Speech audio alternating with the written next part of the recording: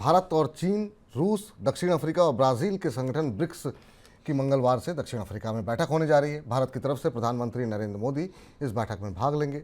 माना जा रहा है कि इस संगठन में चीन कुछ और देशों को शामिल करने का दबाव बना रहा है।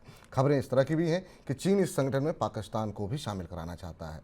ब्रिक्स देशों में दुनिया भर की कुल जनसंख्या का करीब 42% हिस्सा रहता है और दुनिया की कुल जीडीपी में इन देशों का 23% योगदान है।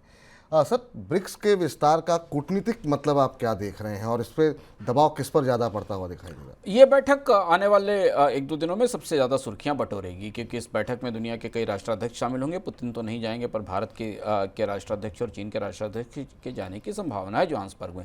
ब्रिक्स की लंबे समय बाद एक बैठक हो रही है, जहाँ चीन अमेरिका के बढ़ते दबदबे को देखते हुए ब्रिक्स के मंच को अपनी ताकत बढ़ाने के लिए इस्तेमाल करना चाहता है। और उसका तरीका ये जिस चर्चा में है, जिस पर भारत को आपत्ति है, और हमें देखना होगा कि ब्रिक्स के मंच पर भारत और चीन एक दूसरे को कैसे काउंटर करेंगे। इस मंच पर चीन की कोशिश ये है कि ब्रिक्स के सदस्यों की संख्या बढ़ाई जाए। करीब करीब 18-19 देश अलग अलग ब्रिक्स के सदस्य बनने की राह में हैं, जिसमें एक महत्वपूर्ण बात जो निकल कर आ रही है वो सऊदी अरब और पाकिस्तान को लेकर आ रही। माना जा रहा है कि चीन इस ग्रुपिंग में सऊदी अरब और पाकिस्तान को भी शामिल कराना चाहता है। बेलारूस ने भी अपनी एप्लीकेशन भेजी है जिसमें रूस का शायद दबाव है बेलारूस को शामिल कराने का। इस परिस्थिति में भारत भी एक दो सदस्यों को लाने की कोशिश कर रहा है।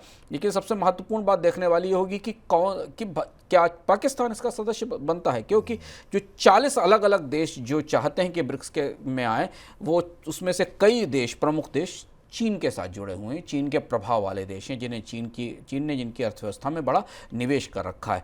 अगर इन देशों के आने के साथ और पाकिस्तान के आने के बाद ब्रिक्स की ग्रुपिंग चीन के नियंत्रण में चली गई तो ये चुनौती की बात होगी। इसलिए कूटनीतिक रूप से इस बैठक को लेकर, ब्रिक्स की ताज़ा बैठक को लेकर काफ़ी उत्सुकताएं हैं। पाकिस्तान ने ये कहा है कि भारत उसकी सदस्यता ब्रिक्स में उसे सदस्यता के लिए रोक रहा है। चीन का रुख देखने के काबिल होगा। और दूसरी भी बात है कि चीन की अर्थव्यवस्था में ताजी मंदी और गिरावट के बीच चीन की तरफ से इस सम्मेलन में कहा क्या जाता है दुनिया की अर्थव्यवस्था के लिए। G20 बैठक में, जिसको भारत नेतृत्व कर रहा है और जहां भारत और चीन के बीच दुनिया के देशों को कर्ज कम करने पर सहमति नहीं बनती दिख रही, उस पर क्या कहा जाता है ये भी देखना महत्वपूर्ण होगा। जी सर, ब्रिक्स बैंक और करेंसी, इसको लेकर के आपको लगता है कि कोई बातचीत होगी? दूसरा एजेंडा ये भी है कि ब्रिक्स बैंक के कामकाज को कैसे बेहतर किया जाए और लोकल करेंसी में ब्रिक्स के भीतर ट्रेड को कैसे बूस्ट किया जाए। अब यहाँ भी दो प्रतिस्पर्धी ताकतें टकराती दिख रही हैं। रूस के रूबल की जो बुरी दशा है वो आप देख ही रहे हैं कि $1 का 100 रूबल हो गया।